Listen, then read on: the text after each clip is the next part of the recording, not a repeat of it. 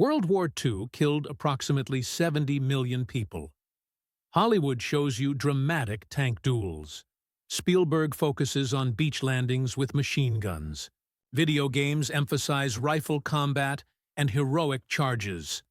Every war movie features close-quarters fighting, sniper duels, and face-to-face combat that makes for compelling cinema. And 68% of all combat deaths in World War II came from artillery.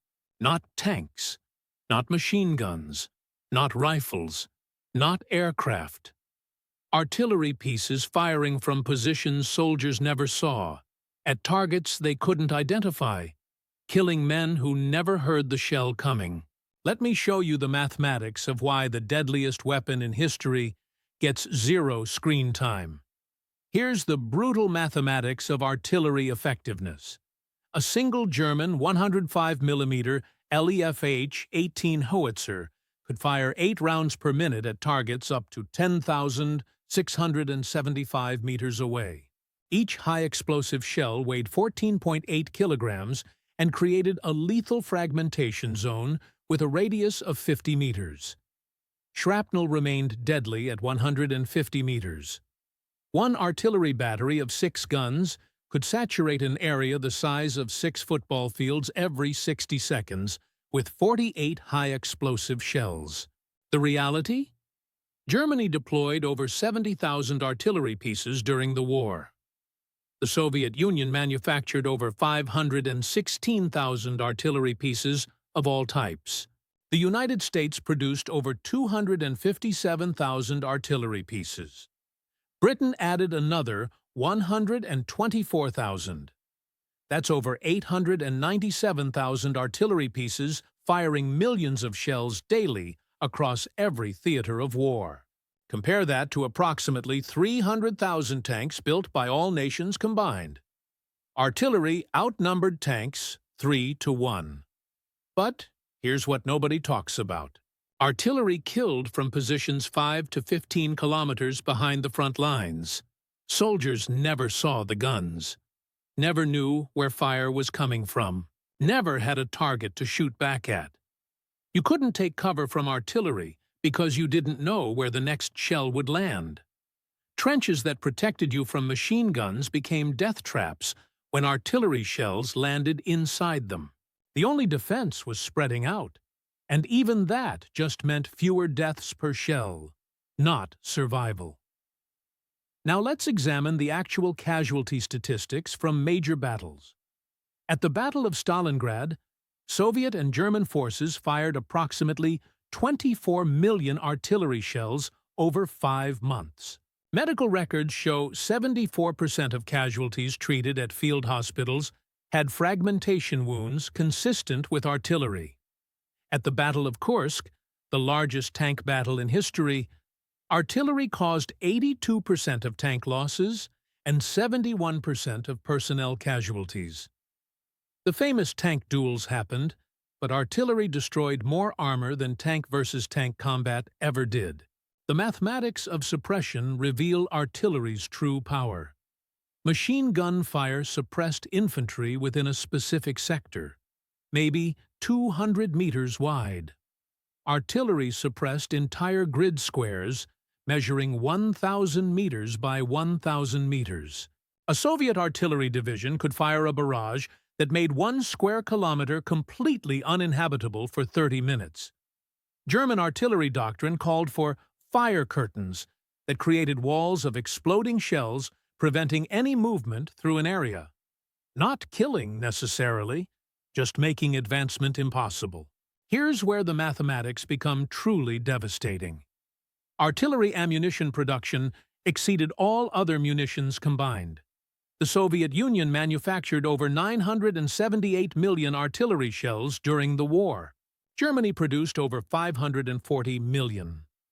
The United States manufactured over 414 million. That's over 1,892,000,000 artillery shells fired during 6 years of war. Divide that by the approximately 25 million military combat deaths, and you get 75.7 artillery shells fired for every soldier killed by all causes. The actual combat mechanics explain the lethality. When artillery fired at infantry, soldiers had approximately 15 seconds from hearing the shell in flight to taking cover. High-velocity shells gave no warning. Supersonic flight meant the shell arrived before the sound. Soldiers described hearing a crack, then the explosion, then the screaming. No time to react. No warning. Just sudden death raining from the sky.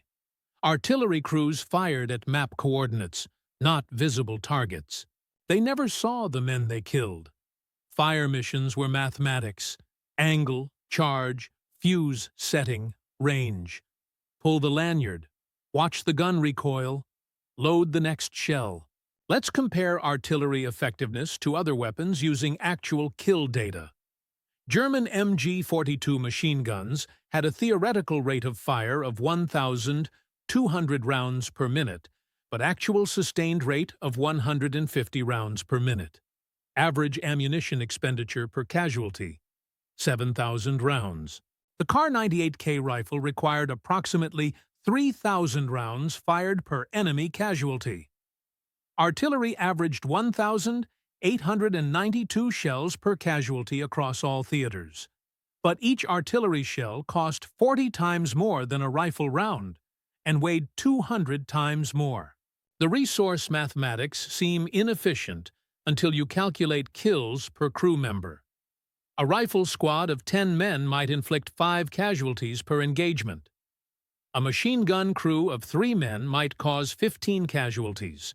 An artillery battery of 36 men firing for 30 minutes caused 214 casualties on average. That's 5.9 kills per crew member versus 0.5 for infantry. Artillery was 11 times more lethal per soldier operating the weapon.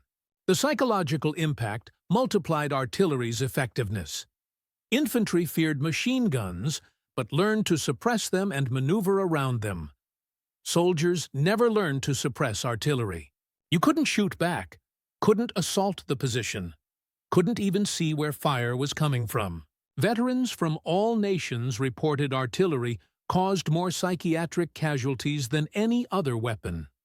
The helplessness, lying in a hole while the ground erupted around you, knowing the next shell might land directly on you, unable to fight back, destroyed men's minds faster than direct combat. Compare the cinematic representation to reality. Saving Private Ryan shows approximately 4 minutes of artillery fire in a 169-minute film. That's 2.4%. Actual combat reports show soldiers spent 70 to 80% of combat time under artillery fire or taking cover from it. Fury shows tank crews fighting other tanks. Reality? Tank crews spent more time taking cover from artillery barrages than engaging enemy armor. Band of Brothers dedicates maybe 8 minutes to artillery across 10 hours of content.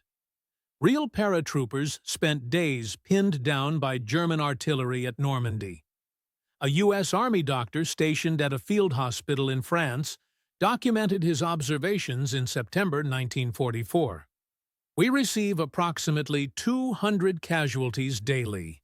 Of these, 136 present fragmentation wounds from artillery or mortar fire. 23 have bullet wounds. 12 have burns from various causes. The remaining 29 have non-combat injuries. Artillery causes 68% of our casualties, yet soldiers speak endlessly about rifle and machine gun fights. The weapon that kills most is the weapon they discuss least. The math is undeniable. 68% of World War II combat deaths came from artillery. Over 1.8 billion shells fired. 897,000 artillery pieces deployed. The weapon that decided every major battle gets 0 Hollywood screen time because you cannot film drama when death arrives as a shell from a gun 15 kilometers away. You cannot create a heroic moment when soldiers die randomly, killed by mathematics and trajectory tables calculated by men who never see their targets. Artillery proved that modern war isn't about courage or skill or even technology. It is about industrial production, mathematical precision, and raining high-explosive death on map coordinates until nothing moves. But that does not make for compelling cinema. So Hollywood shows you the 2% of combat that looks dramatic while ignoring the reality that won the war.